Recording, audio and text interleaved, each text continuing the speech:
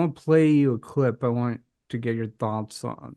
Their mission has to end. All these Palestinians starve, have no job, don't have hospitals to be able to go to, don't have schools. Your mission needs to end. Look, I don't know how much more clear they can make it.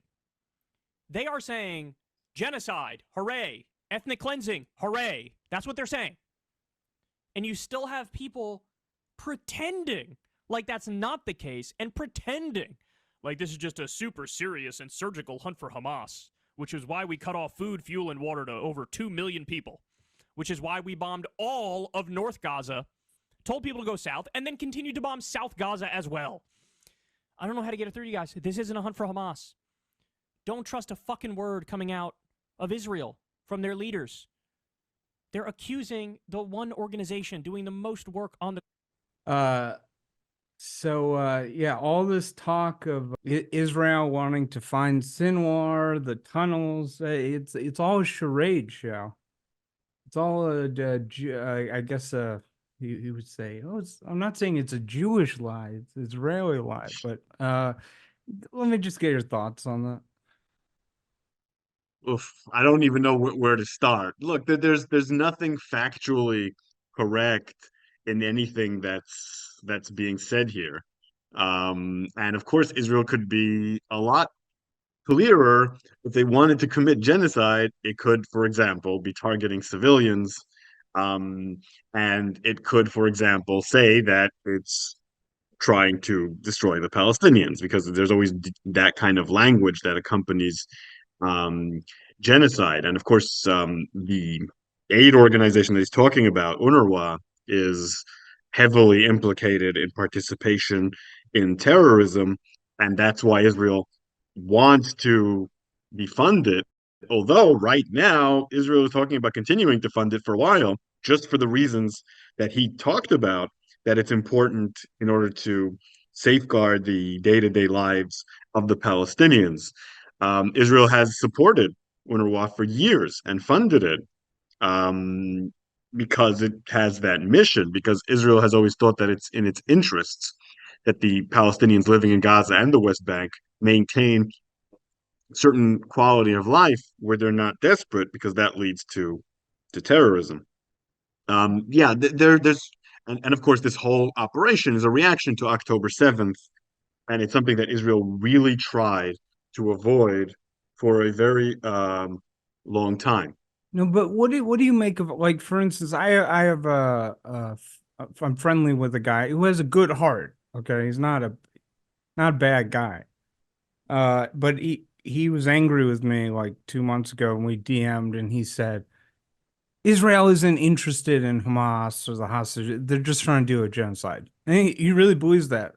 That's sort of why I played the clip. Is that you see this a lot, where they aren't interested in Hamas. This is just about ethnic cleansing and genocide.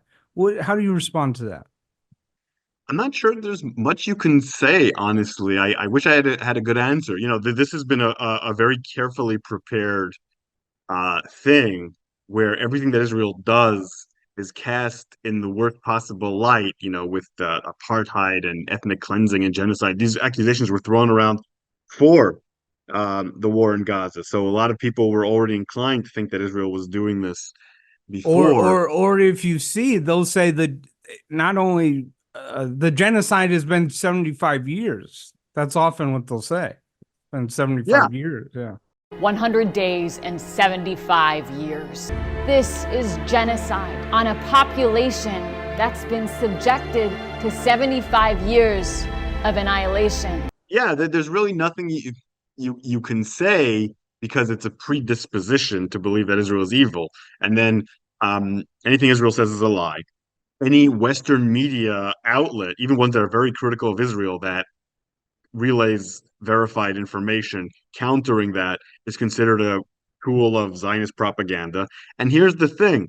A lot of the people who believe that, most of them at this point, also hate the United States, also hate Western democracy, also think that our institutions are evil. There's an entire indoctrination here against a way of life that has been spearheaded by a lot of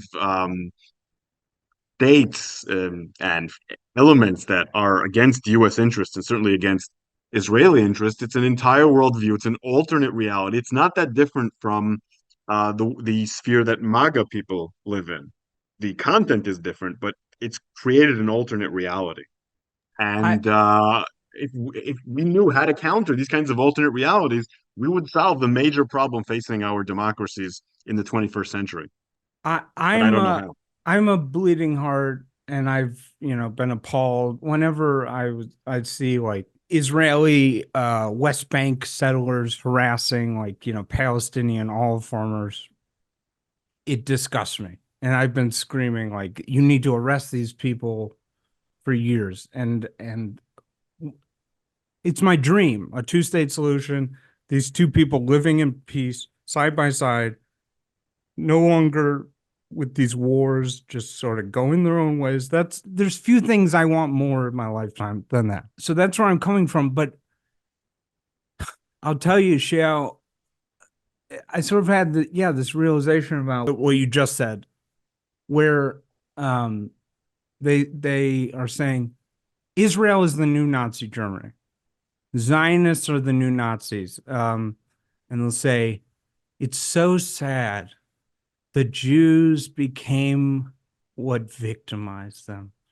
The Holocaust survivors from the displaced persons camp who went to Israel, who fought in the 1948 war for independence, many whom died in they became Nazis, and how sad.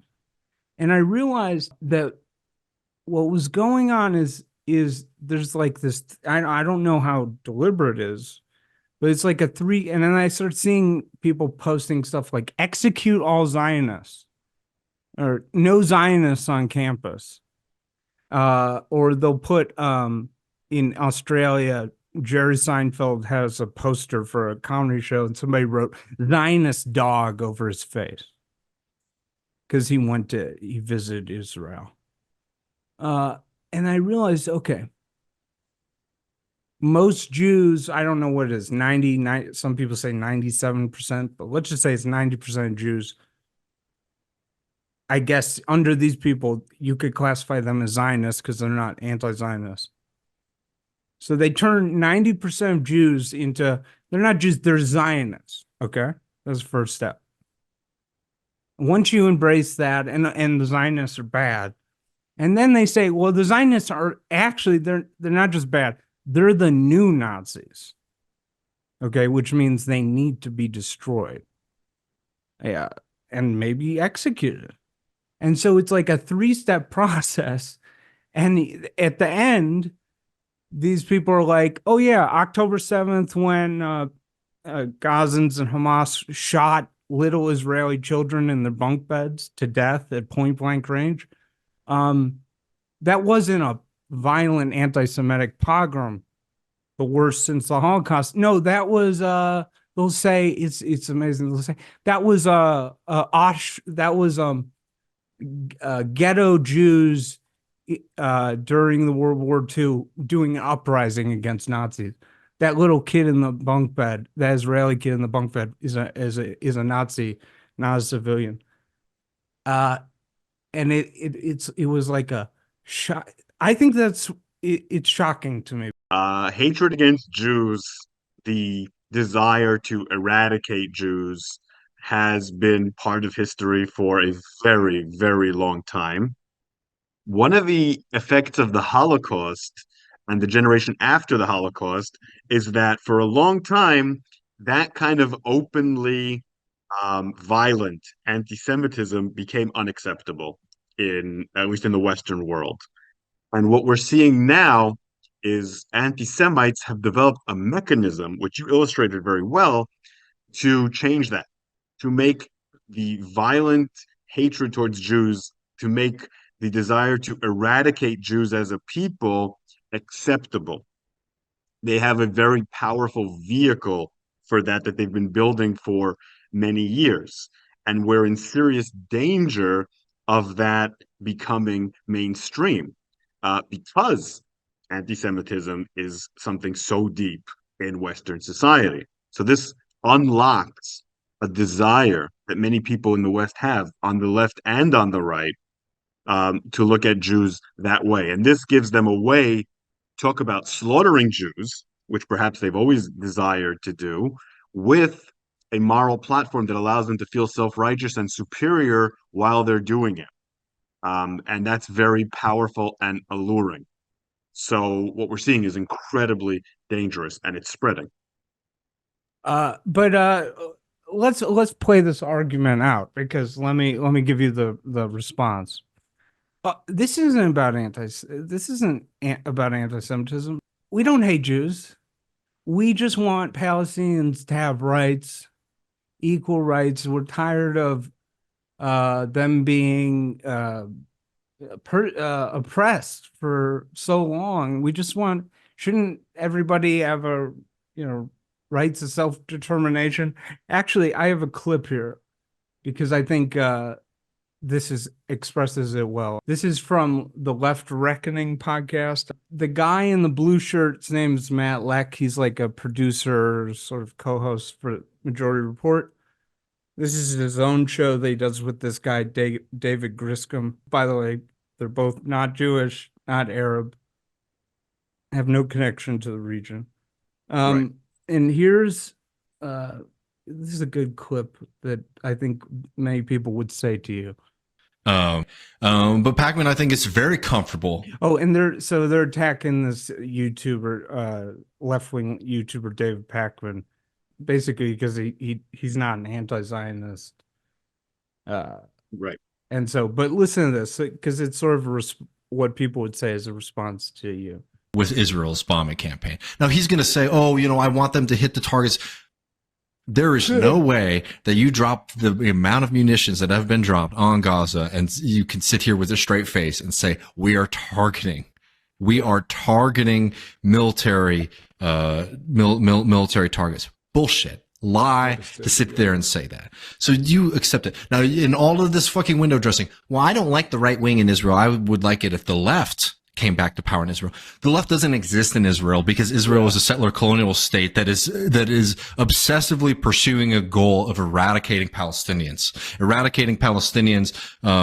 and denying them human rights within Israel, and then denying them the very right to life in Gaza and in the West Bank. That is what the reality of the Israeli government is, because it can never do what needs to be done, which is to pursue a one-state solution with equal rights for people regardless of their ethnicity or religion. Wow. What a fucking liberal concept, by the way. A democracy where people have equal rights and equal vote. That should be the kind of shit that liberals like fucking Pacman are able to uphold. But no, we're going to make an exception for this ethno-state, and we're going to cry and whine about the consequences of our support for that. Give me a fucking break. You either take the position that Israel has the right to exist as a Jewish exclusive state, as an ethno-state for a certain group of people, right? You say, I believe in that. That means that you have to support, because if you say you're for one group of people having political representation, having access to land, having all those kind of things, you need to exclude the others. This is the natural end to that fucking project. And it has been that way our entire life. Oh, or yeah, our parents. But. Yeah, that's true. Yeah. Or you take the position that we should be pursuing a humane solution to this, which is a one-state solution with equal rights for human beings. And to sit here and whine about the right wing comes out of these kind of policies, just like in this country. Okay. So how do you respond? Well, the response that he's giving glosses over the internationally recognized and acknowledged solution to this conflict, which is a two-state solution. There's an elegant attempt to remove the two-state solution as a possibility at all there. It's either you have an ethno-colonial, oppressive apartheid state, or you don't have a Jewish state at all. There's no in between. There's no Jewish democratic state next to a free Palestinian state that provides self-determination. And there's a complete ignorance there to the fact that ethnic groups that fight each other for a very long time are better off separate from each other, especially in the Middle East. I mean, what happens to minorities that are hated in Middle Eastern countries?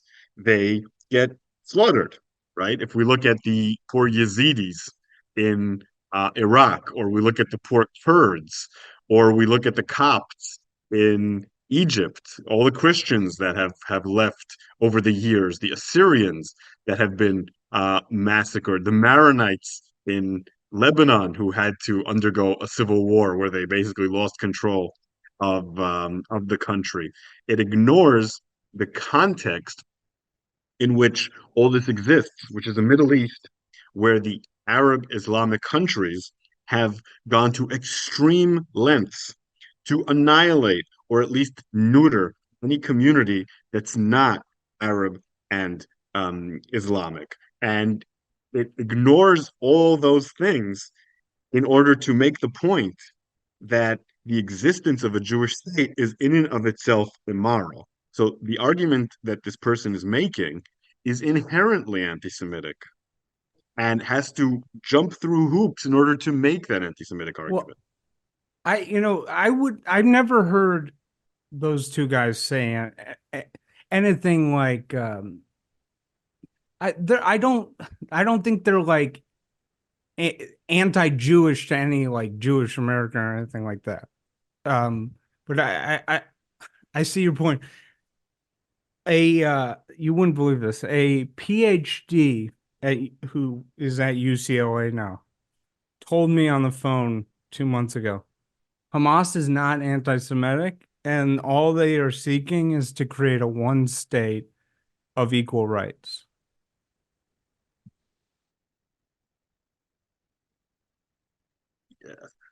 Yeah. So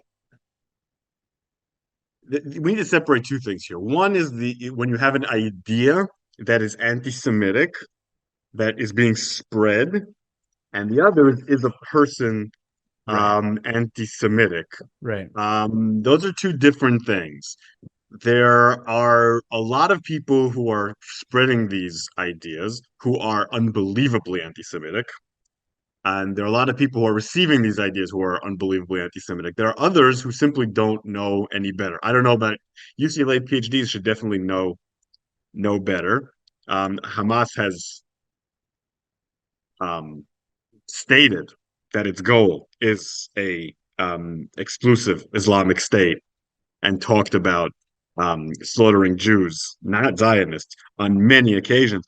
But there is a strong element of ignorance here, just like in the MAGA sphere. There's a lot of people in the MAGA sphere who are not particularly racist. They just have been exposed to these ideas too much and have accepted these ideas too much, and those ideas are spread by white supremacists very often. It's the exact same thing. If your ideas were only palatable to a core true anti-Semites or true white supremacists, then they wouldn't be that dangerous. The trouble is you construct an entire alternate reality that looks feasible once you've been exposed to it too much. But And that's what's happening here. But let's play this out. I'll play what that guy would say.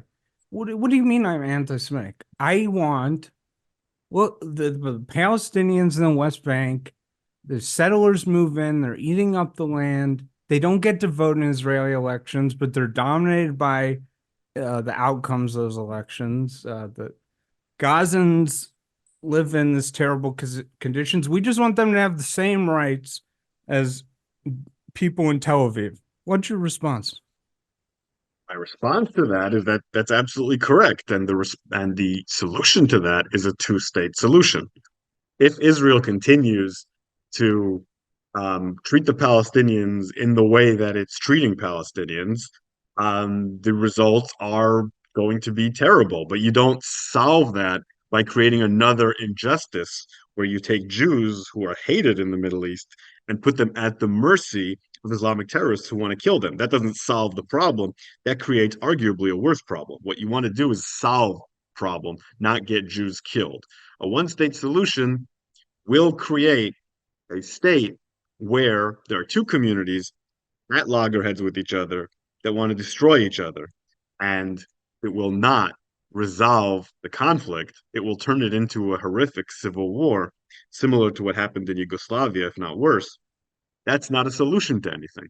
What you're trying to do by creating a dysfunctional, multi ethnic civil war state is not solving anything. It's causing horrific suffering on both sides. Okay, but I'll continue with this devil's advocate. Let me give you the sort of Hassan Piker response to that, which is, what what are you talking about? Palestinians they just want a better life. They just want equal rights. They don't want to kill Jews. They just, if it was one state of equal rights, that's all they want. They don't want to kill. Why is that so threatening to you? Palestinians have never had a leader who wasn't a genocidal terrorist who wanted to destroy Jews in the country. Whether we go back all the way back to the Mufti, who had an alliance with Nazi Germany, well before there was a state, an occupation, settlements, or anything like that. Whether we continue with Yasser Arafat or we continue to the current day Hamas, the leadership of the Palestinians, regardless of the situation, has always wanted to destroy the Jewish people there. Yasser Arafat was relatively benign when he said that any Jews who were in Israel in Palestine before 1918 could stay. That was according to the PLO charter. Hamas calls specifically for an Islamic state. There are facts here. There are platforms that these parties have. If you read them, it's completely clear what they want. There's no talk of an actual equal state. There's talk of one that is dominated by Palestinians and by Islam. But and I'll just continue to play devil's advocate because these are so pervasive. I think this is illuminating. But your own fellow Israeli, Avi Shlaim, at Oxford, because of the history of my family and of the Jews of Iraq, when Muslim-Jewish coexistence was the everyday reality, was the normal thing, that experience enables me to think of a better future for our region than the one that we see today.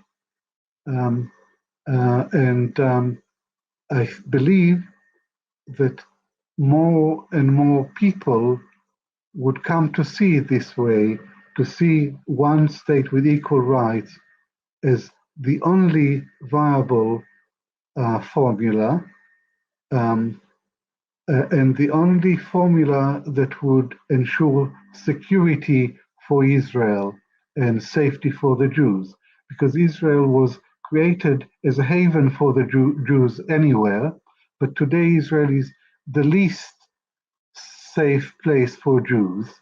Avi Shlaim at Oxford says Arab Muslims and Jews got along great. It was totally great coexistence before, and then the Zionists came, and then they're actually the source of this. And once you remove the Zionist thing, it's gonna be great coexistence. Well, according to Islam, you can coexist, quote unquote, with people of the book, that's Christians and Jews, as long as they're dhimmis, as long as they're second-class citizens. Before Zionism, the land of Israel was controlled by the Ottoman Empire, the Sultan of which was considered himself to be the imam of the entire, the caliph, I should say, of the entire Ummah of Islam. And he ruled in that name. So Jews had very few rights. And of course, under those circumstances, there was less of a motive for Islamic violence against Jews, even though there were the occasional pogroms in Palestine as well in the 18th and 19th century. But once the British took over and created a state where Jews, or created a mandate where Jews had as many rights as Muslims, that's when things immediately started going haywire. And in the 1920s, the British tried to create shared institutions um, where Arabs and Jews were together in municipalities, in healthcare, in parliament, in workers' unions, and the Palestinians refused to be part of those institutions. They had no interest in cooperating with Jews. What they wanted was a state dominated by Islam. And that continues to this day. Nothing has changed.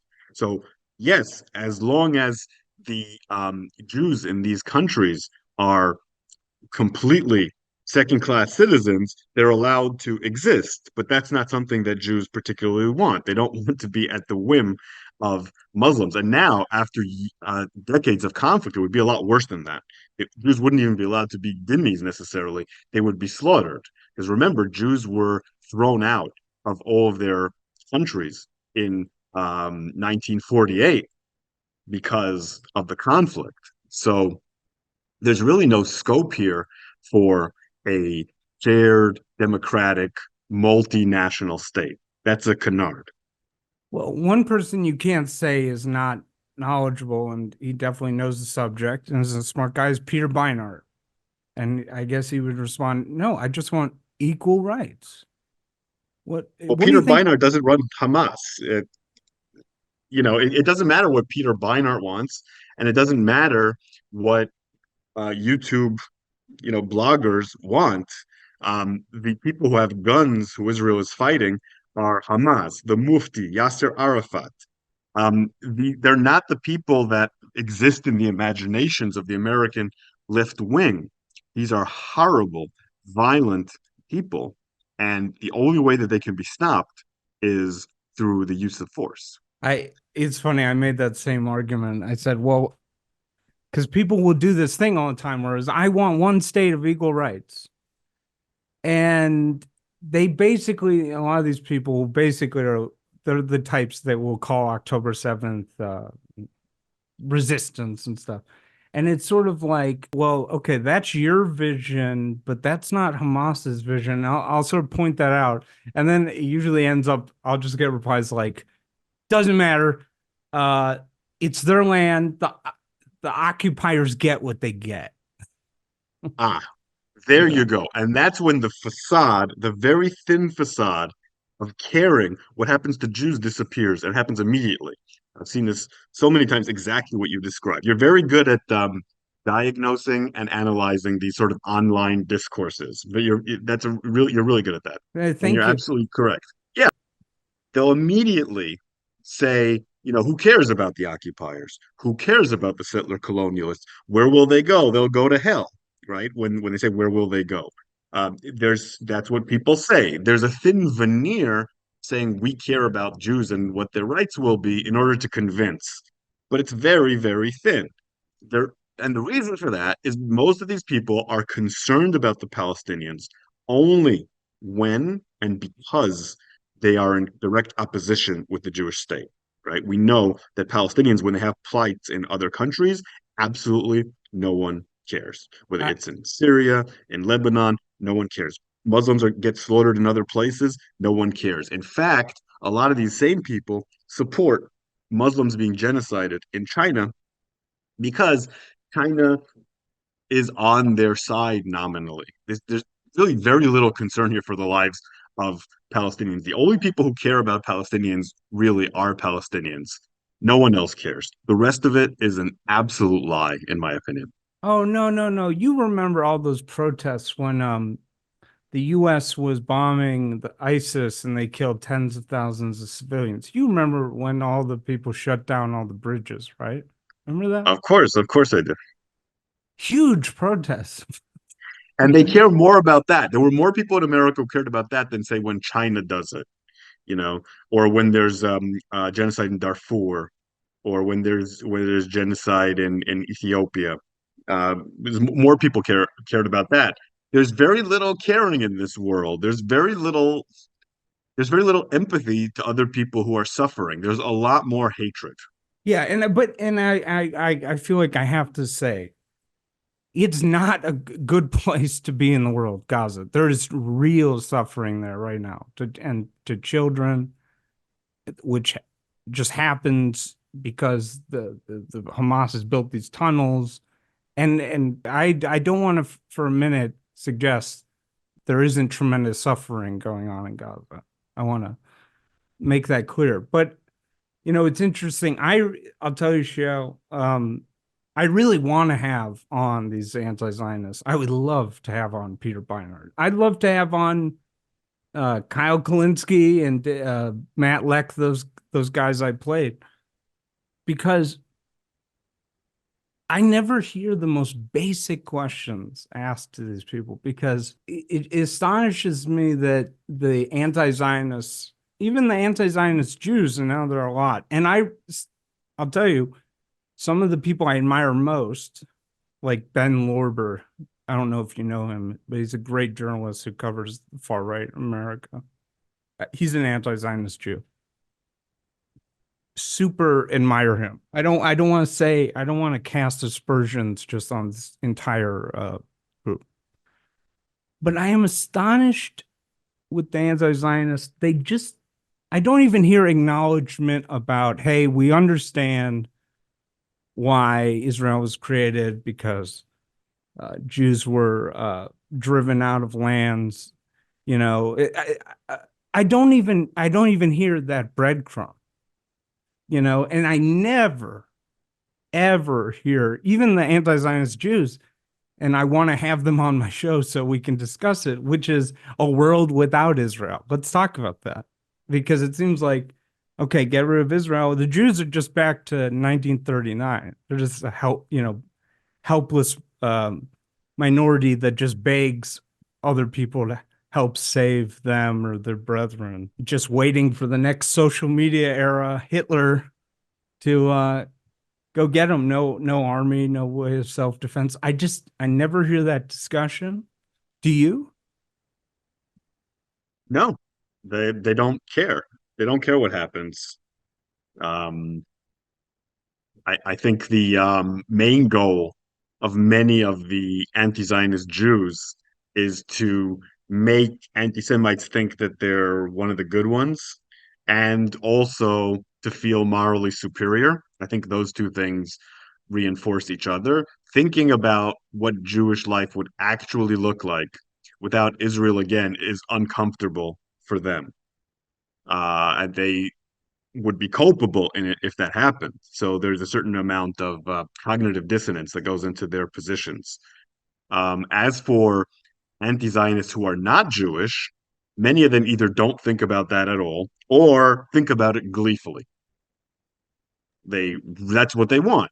They want Jews to feel that way. If you go to real pro-Palestinian circles in America and certainly in the Arab world, when you ask where will Jews go, they'll flippantly say Germany or Poland if you're lucky. And of course, those are places they know Jews were slaughtered. That's why they pick them. That's very symbolic. Or they say, we don't care. I've seen a lot of pro-Palestinians say they can go to Gehenna, go to hell. Well, yeah, I mean, that's Gleeful. definitely true. There are lots of anti-Semites that just use anti-Zionism as cover. But I mean, when I look at like Peter Beinart or Owen Jones, maybe I'm just foolish, but I don't think Owen Jones, say what you want about him, I don't think he's like a closet stormtrooper, you know? I mean, do you? I mean, I don't know him enough to tell you. But like I said, there are well-meaning people who have bought this ideology hook, line, and sinker.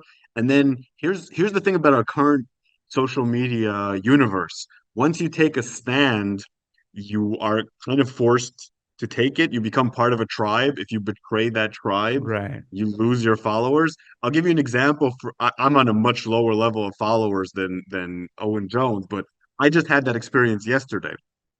Yesterday, I posted something about Joe Biden, I said that I think Joe Biden is getting old and his cognitive uh, abilities are not what they used to be, and a lot of this criticism is correct. The pushback I got, because I'm considered like the pro-Biden Zionist guy, that's sort of my niche.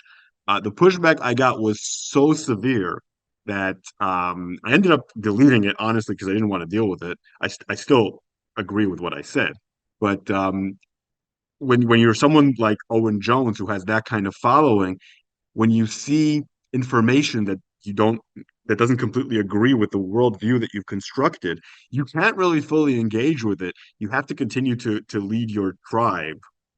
You're kind of stuck in a way in these realities, in these ideological positions. So I don't know about him specifically, but I think for a lot of people, they're so invested in this that they hide the uncomfortable truths. And Zionists, we do this too. So many of us, and I've been guilty of this too, don't look at the suffering of people in Gaza as much as we should because it makes us very uncomfortable. That's sort of the chink in our armor in defending Israel is what's going on in Gaza. And I think that people who are anti-Zionist experience a lot of that too. There are clear problems with their position that they're aware of. They see their comments. Their comments are full of Nazis agreeing with them, full of people saying that you should gas all Jews agreeing with them. They know all that, but they can't withdraw. They can't go against that because that's where their tribe is. So there's a lot of things going on here. It's much more complex than good and evil. Ultimately, we're social creatures and we bow to social pressure.